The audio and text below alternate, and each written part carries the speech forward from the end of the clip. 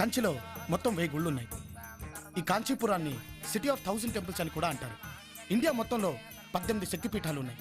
అందులో అతి ముఖ్యమైనది ఈ కంచిపీఠం. ఇక్కడి శక్తి రూపం కామాక్షిదేవి.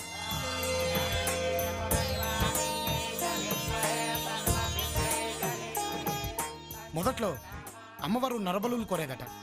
ఆవిడ ఆగ్రహాన్ని తగ్గించి ఆ ఆచారాన్ని పోగొట్టడానికి జగద్గురు శ్రీ ఆదిశంకరాచార్యులు శ్రీయంత్రాన్ని స్థాపించి ఆమెని శాంతింపచేశారు. అదేనమ్మా శ్రీయంత్రం.